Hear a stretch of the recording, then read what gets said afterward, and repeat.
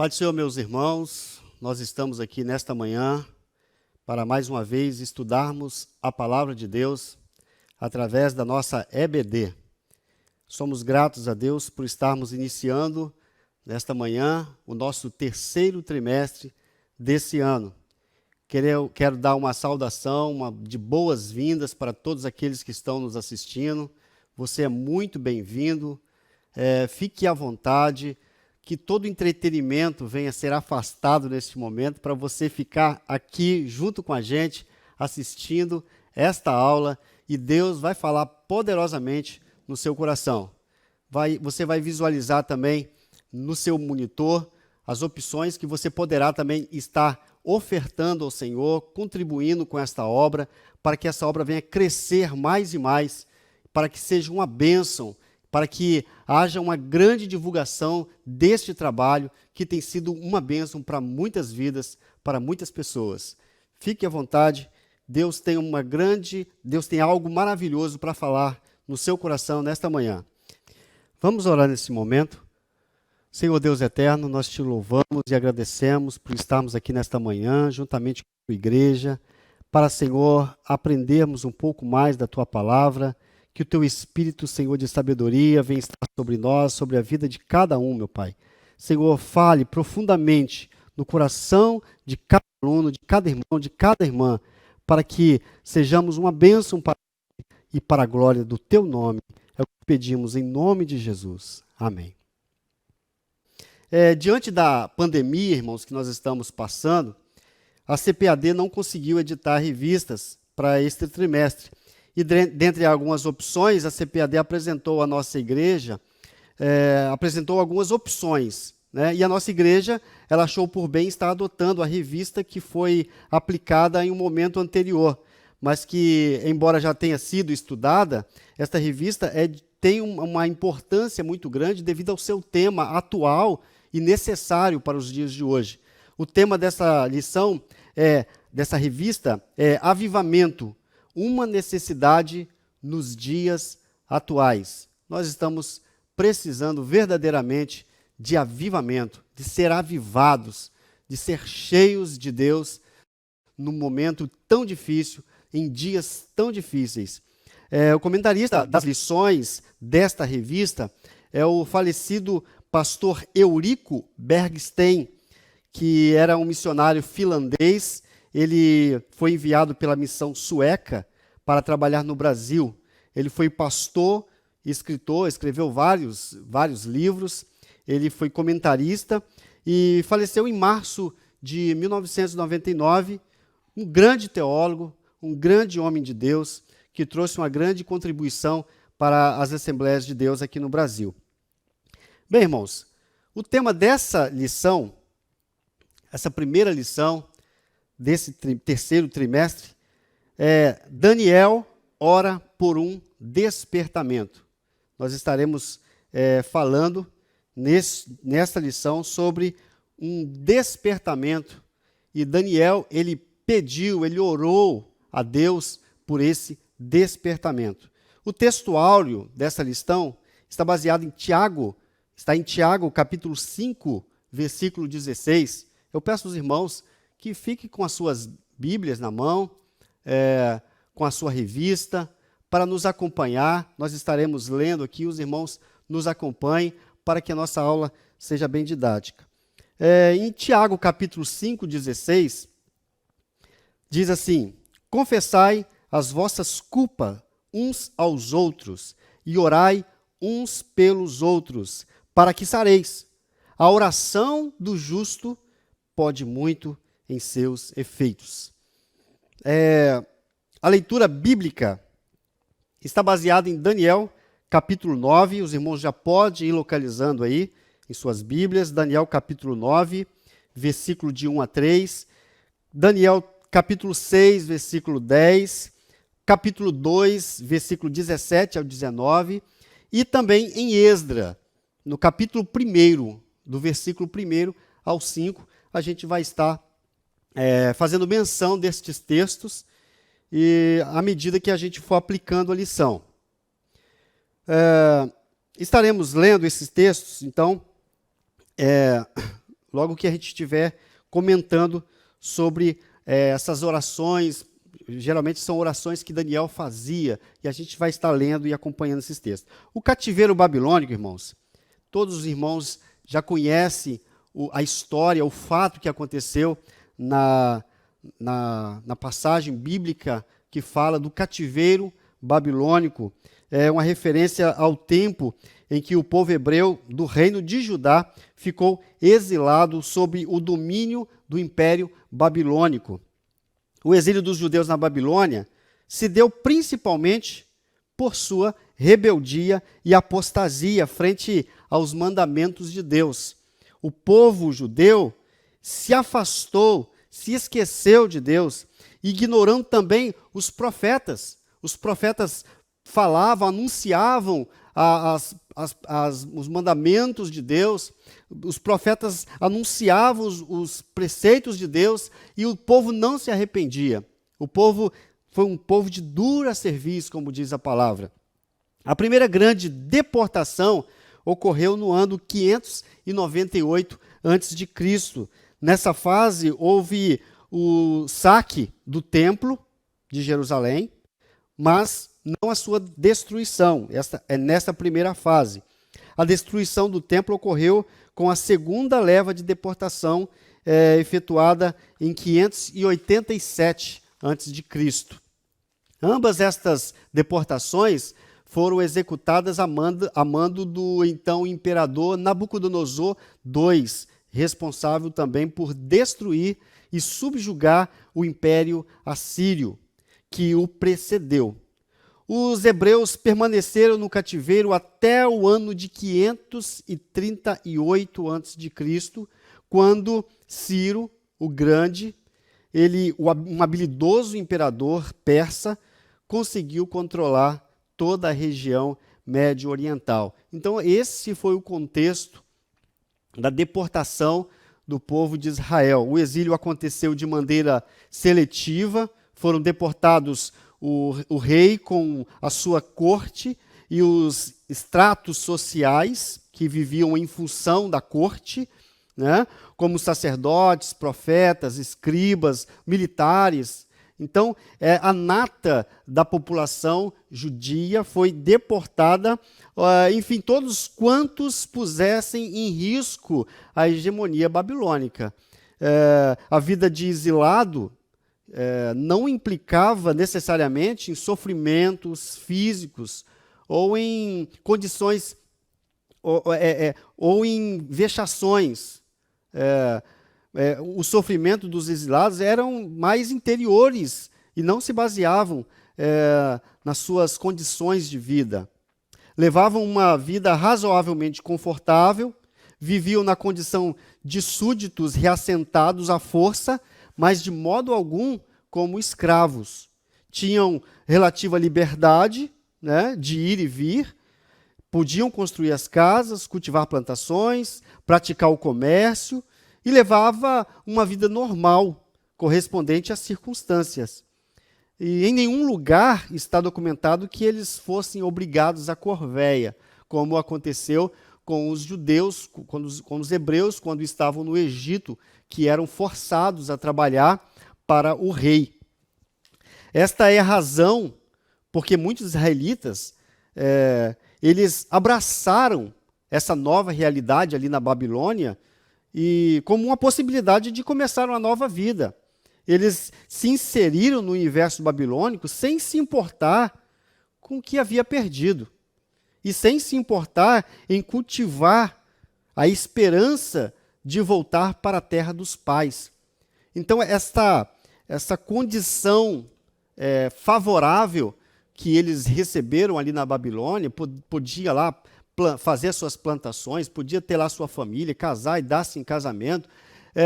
Isso aí fez com que eles se sentissem, se esquecessem do seu passado, né? Eles não se importavam mais com o que haviam perdido, muitos deles, e sem se importar em cultivar a esperança de voltar para a terra dos pais. Outros, ao contrário disso, eles mantiveram-se fiéis à fé dos antepassados, mas se viram mergulhados numa profunda crise em face aos pilares da região reduzidos à ruína. O templo fora saqueado e destruído, o rei exilado, a terra ficou para trás, convivendo com povos de diferentes etnias, culturas e religiões, corriam risco de perder a identidade étnico-religiosa. No ambiente em que careciam de peso social, era apenas um povo em meio a tantos outros. Então, era isso que acontecia com outro grupo de pessoas.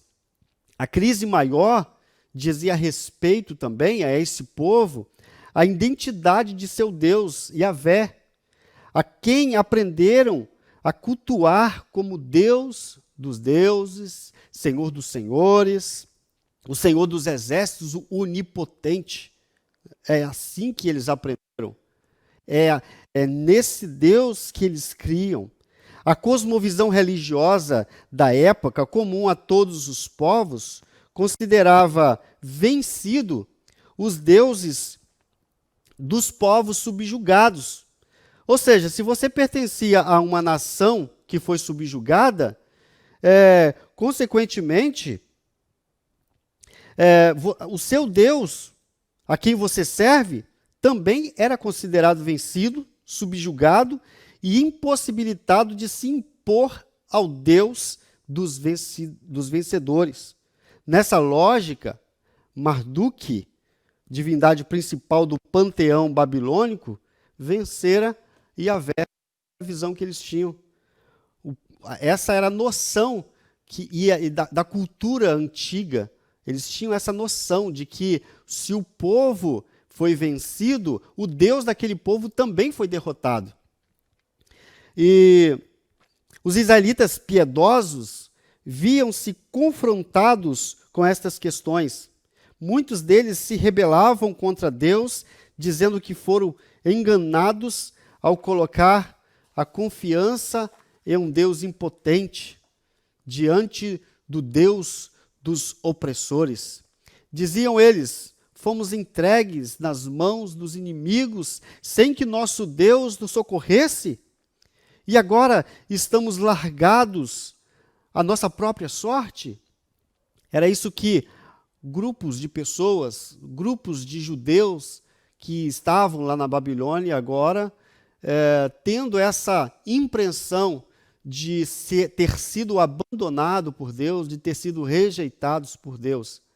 E em meio a e isso não é diferente nos dias que estamos vivendo, nos dias que estamos enfrentando. Muitos são aqueles que já abraçaram o materialismo, vivendo o aqui e o agora, esquecendo de onde vimos e a esperança que temos, deixando de ser luz para o mundo, foram absorvidos pelas trevas culturais, perderam a identidade, tornaram-se apenas mais um de tantos grupos religiosos indiferentes ao caos moral e espiritual da nação. Isso que tem acontecido muito. E é isso que a igreja do Senhor Jesus Cristo tem que correr para que não venha a ser absorvida pelas trevas mundanas, para que nós venhamos ser luz, para que nós venhamos influenciar e não sermos influenciados pela imoralidade que está acontecendo nestes dias que estamos vivendo. Mas voltando para o caso de Daniel, voltando para o momento daquele povo, foi nesse ambiente tenebroso de crise de fé que o profeta Daniel se destacava como um homem íntegro. Durante todo o livro percebemos momentos onde Daniel se inclinava diante de Deus em oração e em humilde reconhecimento de pecado e desobediência dos seus compatriotas. Essa vida de oração de Daniel só poderia ser possível devido a uma vida íntegra, irrepreensível, onde não deixou se contaminar com a cultura babilônica e nem se corrompeu, mesmo numa posição de destaque que ele possuía, tanto no reinado de Nabucodonosor, como também no reinado dos Medo-Persas. A carta de Paulo aos Filipenses, capítulo 2, versículo 15, nos convoca a ser como Daniel, para que sejamos irrepreensíveis e sinceros filhos de Deus, inculpáveis no meio de uma geração corrompida e perversa, entre a qual resplandecei como astros no mundo. Então essa é o conselho que o apóstolo Paulo dá para a sua igreja. Temos que ser diferente, temos que ser luz em meio a tantas trevas, temos que ser como astros em meio, e resplandecer como astros em meio de uma geração corrompida e perversa. A vida de Daniel era uma vida habitual de oração. Como vemos no capítulo 6, ele tinha por hábito orar 3 vezes ao dia. Estaremos nesta lição apontando algum desses momentos onde Daniel ora por questões específicas e Deus lhe ouve, trazendo grandes vitórias.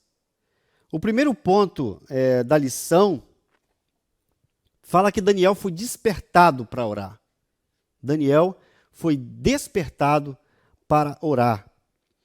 Logo mais estaremos falando das respostas da oração de Daniel. E por fim, no último tópico, estaremos falando dos resultados de um despertamento proveniente de Deus. Daniel, no capítulo 1, no primeiro ponto, foi despertado para orar.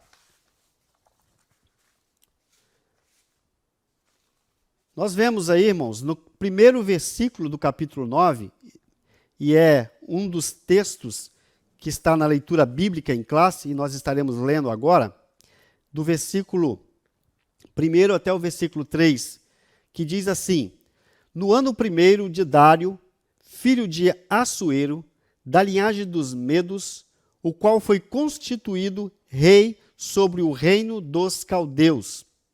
No 1º ano do seu reinado, eu, Daniel, entendi pelas Escrituras que o número dos anos de que falara o Senhor ao profeta Jeremias, em que haviam se cumprisse as desolações de Jerusalém, era 70 anos. E eu dirigi o meu rosto ao Senhor Deus para o buscar com oração e súplicas, com jejum e saco de cinza.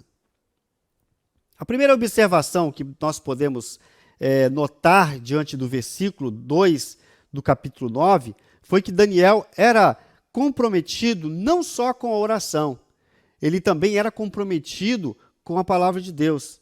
Ele buscava o estudo da palavra de Deus. Ele, apesar de ser um homem sábio, um homem entendido, né, tanto que ele, em todo o tempo que ele esteve na Babilônia, ele estava ali sendo comandante, líder de províncias babilônicas. Ele tinha visões de Deus, ele tinha revelação de Deus, ele tinha o dom para interpretar sonhos, mas mesmo assim ele não deixou de buscar ao Senhor através do estudo da palavra de Deus. Ele não deixou de estudar, de buscar na palavra de Deus. E a primeira observação que a gente pode ter nesse texto é que o profeta fala: eu entendi, eu compreendi pelas Escrituras o tempo de anos que o povo estaria cativo em Babilônia. Esse texto que ele leu está em Jeremias capítulo 29, versículo 10, que também estaremos lendo. Jeremias escreveu esse texto logo no início da deportação do povo para Babilônia. Está escrito assim em Jeremias capítulo 29, versículo 10. Certamente que passados 70 anos em Babilônia, vos visitarei. Isso é Deus falando através do profeta Jeremias. E cumprirei sobre vós a minha boa palavra, tornando a trazer-vos a este lugar, porque eu bem sei os pensamentos que tenho a vosso respeito, diz o Senhor, pensamento de paz e não de mal, para vos dar o fim que esperais. Então me invocareis, e ireis, e orareis a mim, e eu vos ouvirei. E buscar-me-eis e me achareis quando me buscardes com todo o vosso coração, e sereis achado de vós, diz o Senhor. E farei voltar os vossos cativos, e congregar-vos-ei de todas as nações e de todos os lugares para onde vos lancei, diz o Senhor, e tornarei a trazer-vos ao lugar de onde vos transportei. É esse texto que Daniel meditou, que Daniel estudou, que Daniel compreendeu, e esse texto motivou Daniel, despertou Daniel a estar orando. Ao ler o profeta Jeremias, ele observou que os 70 anos de cativeiro na Babilônia já estava para terminar, já estava para findar. Todavia, ainda não era possível notar qualquer sinal de que alguma coisa estivesse acontecendo na direção de uma mudança radical. Não percebia Daniel nenhum movimento favorável à libertação do povo. E também nenhum quebrantamento por parte do povo em relação a Deus. O povo continuava até gostando, alguns até gostando de estar naquela nova realidade que eles estavam vivendo. Muitos estavam ali trabalhando, tendo seus comércios, ganhando dinheiro, casando e dando-se casamento. Não se preocupando mais com a história que eles tinham, com a etnia, com o Deus que eles tinham. Se esqueceram totalmente de Deus. Ficaram totalmente à parte daquilo que Deus, da esperança que Deus tinha para ele, de tudo que Deus formou, do povo gerado e formado por Deus, né? Então, o povo já estava se acomodando com aquela nova realidade. O povo estava vivendo normalmente as suas vidas. O que estava acontecendo era que muitos já tinham se acomodado, vivendo como se não tivesse uma etnia, como se não tivesse uma história, como se não houvesse uma promessa, como se não houvesse um Deus.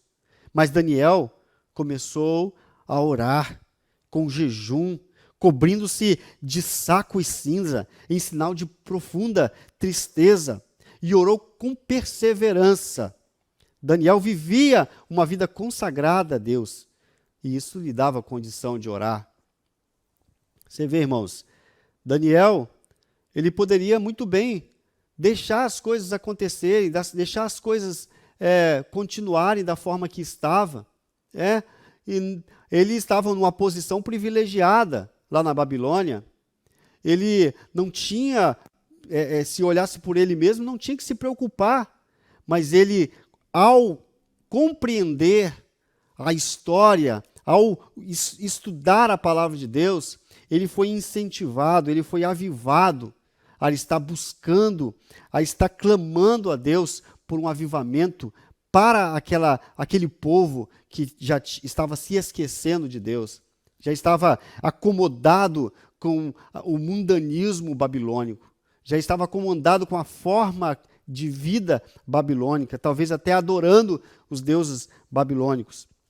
Nesta época, Daniel já deveria estar com os seus 82 anos, quando foi para a Babilônia. Ele era uma jovem, adolescente, talvez uns 15 anos. viveu toda a sua vida nas diversas fases, na dependência e na oração, na dependência de Deus e na oração. Daniel era íntegro, como disse, desde os 15 até os 82 anos, que era a idade que ele tinha, a gente vê uma integridade na vida de Daniel. Como diz Hernandes Dias Lopes, essa integridade é vista em Daniel, e Fernando Dias Lopes diz assim: o oxigênio que alimenta a vida de oração de uma pessoa é a vida de santidade. Daniel tinha uma vida de santidade. O oxigênio que alimenta uma vida de oração, não há como sermos servos de Deus, como sermos íntimos de Deus na oração, se não temos uma vida de santidade, se não temos uma vida pura diante de Deus, uma vida íntegra diante de Deus. Quando a pessoa vive uma vida de pecado, quando não tem uma vida correta diante de Deus, ela tem vergonha de Deus. Ela perde a intimidade com Deus. Daniel teve uma vida de oração porque teve uma vida de santidade. Irmãos, se prostrar diante de Deus, tendo uma vida contaminada pelo mundanismo, a gente não tem palavras para dizer para Deus. A gente não tem condição de viver uma vida de oração se não temos uma vida de santidade. A Bíblia diz: a oração do reto é o seu contentamento. A oração do reto é o seu contentamento. E Provérbios capítulo 15, versículo 29, diz assim: ele escuta a oração do justo. Então, está interligado. Uma vida de santidade está ligado com a vida de oração. Não tem como você ter uma vida de oração se não tem uma vida de santidade. E também, consequentemente, não tem como você ter uma vida de santidade se você não tiver uma vida de busca, de oração, de clamor a Deus, para que Ele desenvolva em nós um caráter santo, um caráter puro, para que o Espírito Santo desenvolva em nós o fruto do Espírito e com todas as suas boas qualidades. Então é necessário estarmos em oração, é necessário estarmos em uma vida piedosa, em santidade. Daniel não se misturou com o paganismo. Daniel, ele vivia conforme a sua consciência, no temor do Senhor. Daniel é considerado como um exemplo, um modelo para os crentes de todos os tempos. Quer saber como, irmão, viver uma vida que agrada a Deus? Olha para Daniel, olha para a vida de Daniel. É muito fácil a gente orar durante uma semana, aquele momento que a gente está precisando, né? A gente precisa demais por alguma situação que aconteceu ou algo que você precisa de buscar a Deus a favor daquilo, e você vai lá e ora, jejuma, pede a Deus, mas passou aquele tempo, passou aquele momento de aflição, você acaba relaxando e deixa de orar e para de orar. Mas Daniel, ele tinha um hábito de orar. Ele orava 3 vezes ao dia. Quantos de nós que oramos uma vez por dia? Quantos de nós que oramos 2 vezes por dia? Quantos de nós que tem orado uma vez, 1 hora que seja, ou pelo menos meia hora que seja? Quantos de nós tem feito isso? Então, irmãos, para que tenhamos uma vida de sucesso, para que possamos promover um avivamento, é necessário que haja uma mudança nesse aspecto da nossa vida. É necessário que nós tenhamos um hábito de buscar a Deus em oração.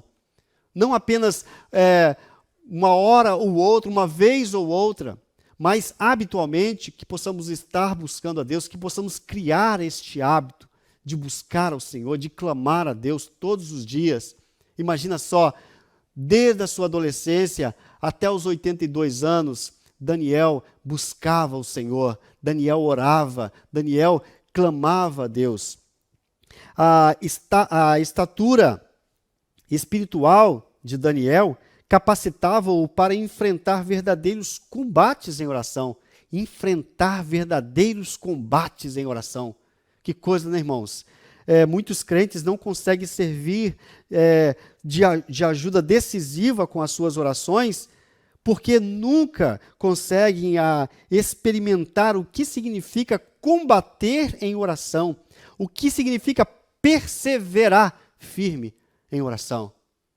E é isso que a palavra nos mostra. Temos que combater. Romanos 12, capítulo 12 diz: alegrai-vos na esperança, sede paciente na tribulação, perseverai na oração.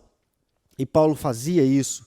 Jesus ensina esta verdade através da parábola de uma viúva pobre que, por muito persistir em suas demandas, consegue alcançar o favor do juiz, um juiz mau, um juiz que não acreditava em Deus.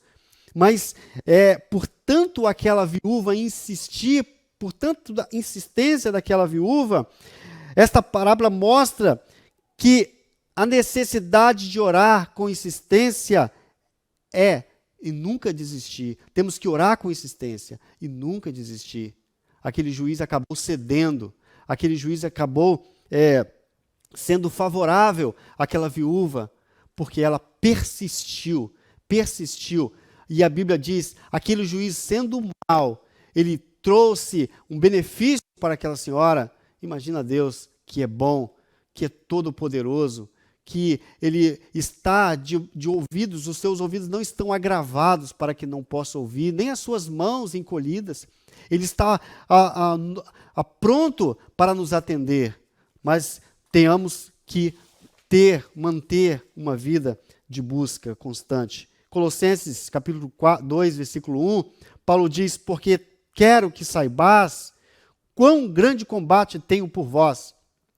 Paulo falando à igreja de Colossenses: eu quero que vocês saibam que eu estou combatendo, que eu estou orando, que eu estou persistindo em oração pela sua vida, pela vida da igreja.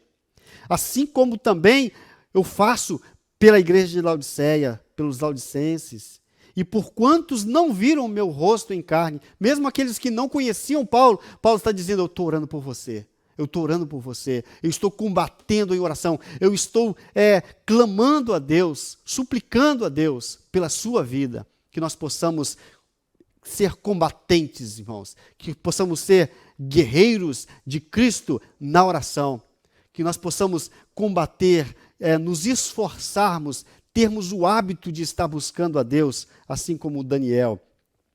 Muitos são aqueles que somente visitam de vez em quando o culto de oração. Daniel, porém, tinha por hábito esta oração diária.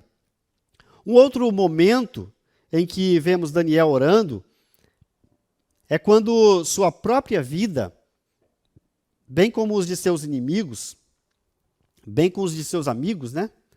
E de todos os sábios da Babilônia estavam em perigo. Os irmãos conhecem esse episódio.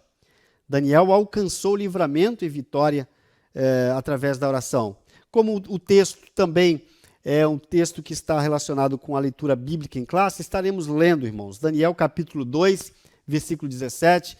Os irmãos que estão com a Bíblia, pode abrir aí que a gente vai estar lendo. Diz assim o texto: então Daniel foi para sua casa e fez saber o caso a Ananias, Misael e Azarias, seus companheiros, para que pedissem misericórdia ao Deus do céu sobre esse mistério, a fim de que Daniel e seus companheiros não perecessem juntamente com o restante dos sábios da Babilônia. Então foi revelado o mistério a Daniel numa visão de noite. Então Daniel louvou o Deus do céu. Os irmãos sabem desse episódio, quando Nabucodonosor teve um sonho e queria que os sábios decifrassem aquele sonho, mas nem mesmo o sonho ele lembrava. Então os sábios, além de decifrar o sonho, tinham que lembrar qual era o sonho que Nabucodonosor sonhou. E Daniel, ele chamou os seus amigos e foi, na oração, buscar a Deus pela revelação desse mistério. Daniel era, portanto, experiente de oração, na vida de oração. Não podemos falar, irmãos, sobre avivamento sem falar de oração. É por isso que a revista, todo o conteúdo da revista está baseado na oração. É o beabá do cristão. É o beabá do cristão. Não tem como termos uma vida de cristão. É como se a gente dissesse de água seca. Não existe água seca. A água é molhada. Isso é óbvio. Crente ora. Isso aí é uma obviedade que nós temos que observar. Daniel era, portanto, experiente da oração. Coincidindo com o período de oração de Daniel, profundas mudanças estavam para acontecer na Babilônia. O reino da Babilônia estava em guerra com os medo-persas. E o rei da Babilônia era, na época, de Nabonido, que era o rei da Babilônia na época. O filho de Nabonido era Belsazar. Ele estava na capital, a cidade de Babilônia, e cuidando dos assuntos administrativos do governo.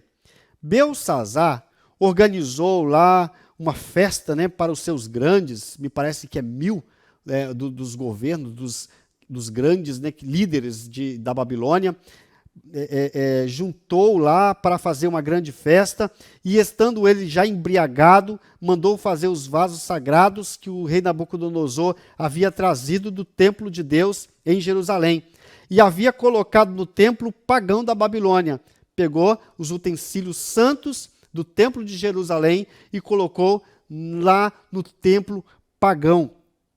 Ele e todos os seus convidados beberam vinho nestes vasos santos. Houve então uma intervenção divina. O rei viu que dedos de mão de homem escrevia na parede de frente do castiçal. Acabou-se a alegria. Os joelhos do rei, a Bíblia diz que o rei tremia todo, né? Os joelhos do rei tremiam. Sábios e astrólogos não puderam interpretar a mensagem escrita na parede. Finalmente, Daniel foi introduzido na festa e interpretou o texto escrito na parede. Entre outras coisas, estava escrito: dividido foi o teu reino e deu-se aos medos e os persas. Naquela mesma noite, Belsazar foi morto, e foi morto o rei dos caldeus. O rei dos caldeus foi morto naquela noite. Esses episódios mostram alguns exemplos onde Daniel se voltou para Deus suplicando o teu auxílio, resultando em grande despertamento, não só para o povo, mas também para os reis. Os reis eram despertados por Daniel. Daniel, ele tinha um poder de influência muito grande. Na ocasião em que Deus ouviu a oração de Daniel para interpretar o sonho do rei Nabucodonosor, o rei ouviu a interpretação e declarou, isso está em Daniel capítulo 2, versículo 47, o rei falou assim: certamente o vosso Deus é Deus dos deuses, e Senhor dos senhores, Senhor dos reis. Olha só, o próprio Nabucodonosor, ele está dizendo: olha, o seu rei, o seu Deus, Daniel, é Deus dos deuses, o Senhor dos reis e revelador de mistérios, pois pudeste revelar esse mistério. No segundo momento, quando Daniel acertadamente prediz o tempo de insanidade que passaria o rei por ainda não reconhecer a soberania de Deus, e assim que ele recobre o juízo, quando o Nabucodonosor recobrou o juízo, ele escreveu uma carta a todos os povos, nações e línguas que moravam em todas as terras do seu domínio, e finaliza essa carta dizendo bem assim: agora, pois, eu, Nabucodonosor, louvo, exalto e glorifico ao Rei do céu, porque todas as suas obras são verdade, e os seus caminhos e juízos, e pode humilhar aos que andam na soberba. O próprio Nabucodonosor escreve de próprio punho para todas as nações, para todos aqueles que moravam no seu território, reconhecendo o poder de Deus, reconhecendo a grandeza do Deus de Daniel. E nós estaremos iniciando agora o segundo ponto, que é a resposta às orações de Daniel.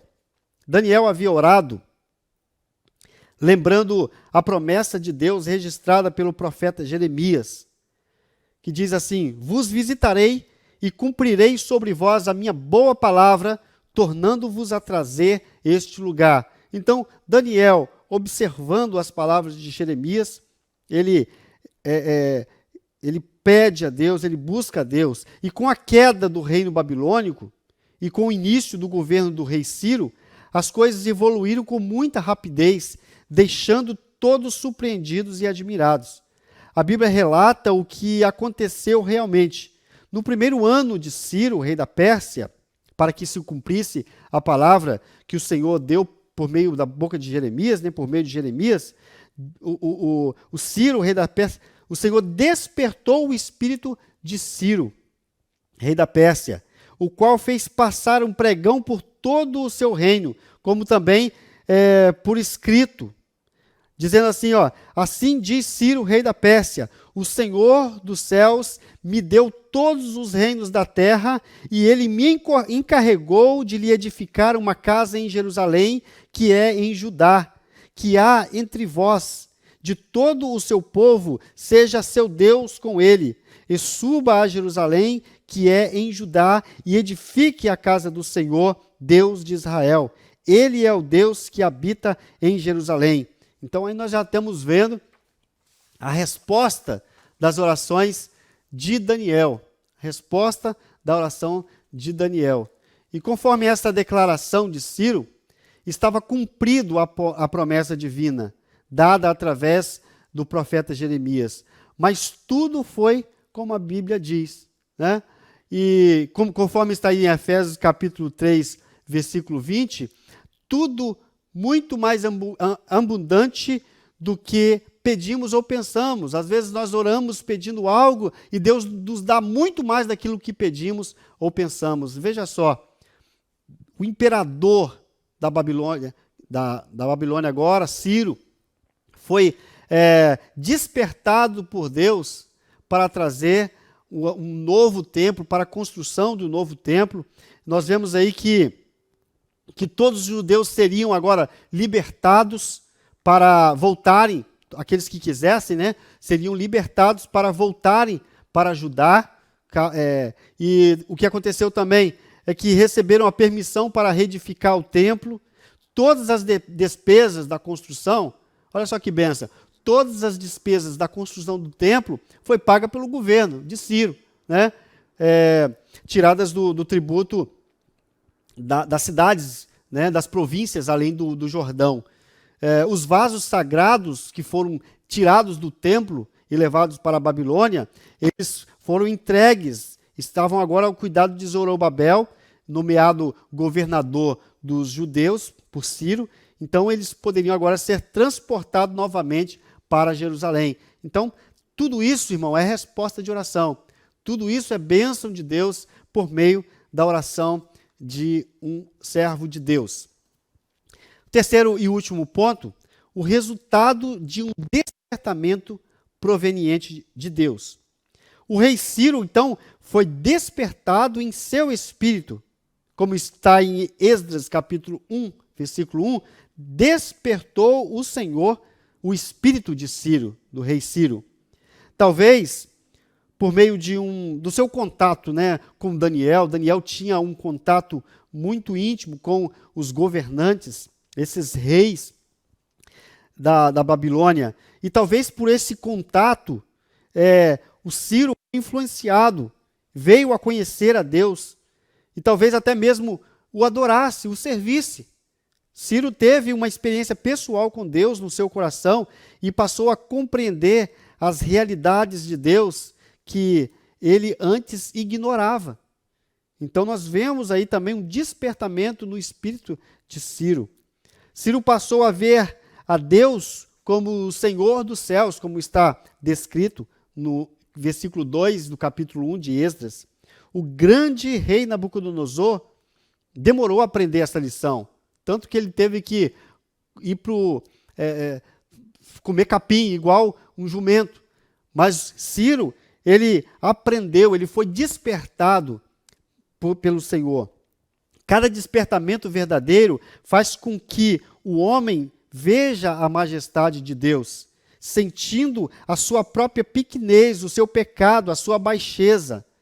E Saulo, ele assolava os cristãos, perseguia, fazia e desfazia, mas quando teve o encontro com Jesus, no caminho de Damasco, caiu por terra e apenas pôde perguntar: quem és tu, Senhor? Quem és tu, Senhor? Então, isso é o que o Espírito Santo faz, o despertamento que o Senhor traz na vida de um homem, na vida de uma mulher. A Bíblia diz que ninguém pode dizer que Jesus é o Senhor se não for pelo Espírito Santo. Então o Espírito Santo, ele desperta o homem a demonstrar que o Senhor é Rei, o Senhor é Deus. Ciro teve uma experiência com Deus Santo. Os vasos sagrados haviam sido roubados do templo de Jerusalém por Nabucodonosor e guardados no templo pagão da Babilônia. Ciro era agora responsável por eles, e mesmo sendo esses vasos muito valiosos, ele agora queria voluntariamente devolver esses vasos aos judeus. Assim acontece sempre em cada despertamento. O despertamento provoca isso também na pessoa. Quando Zaqueu teve o seu encontro com Jesus, ele quis devolver tudo aquilo que ele tinha ganho com a usura. O rei Ciro, ele recebeu bênçãos espirituais. O profeta Isaías, 200 anos antes, ele profetizou acerca de Ciro, chamado o ungido do Senhor. Então nós vemos que o profeta Isaías, ele disse assim, olha, assim diz o Senhor ao seu ungido, e ainda deu o nome, a Ciro, a quem tomo pela mão direita, para abater as nações diante de sua face, e decidir os lombos dos reis, para abrir diante deles as portas, e as portas não se fecharão. Isso nos permite entender que o Espírito Santo deve ter lhe proporcionado alguma bênção espiritual. Cada despertamento traz bênção para o coração do crente. É isso que nós temos que buscar do Senhor. Nós temos que buscar um despertamento para nossas vidas, para a vida da nossa igreja, para a vida dos nossos familiares, para a vida do nosso país. Por que não dizer isso? Para a vida, para as missões mundiais, que nós possamos buscar ser influenciadores, ser luz para este mundo tão em trevas. Glória a Deus. E nós estamos finalizando essa lição, irmãos. Quero apenas concluir dizendo assim, o avivamento, ele só é genuíno se vier do alto. Todo o esforço, todo o talento e todo o malabarismo humano poderá trazer um avivamento real e permanente. E o único meio de sermos instrumentos e canais de Deus nesta terra para trazer o avivamento é sermos intimamente ligados a Deus, através de uma vida piedosa, íntegra, regrada com oração constante e habitual. A nossa guerra não é carnal, humana, e as armas de nossa milícia não são encontradas aqui neste mundo, não são encontradas no nosso mundo.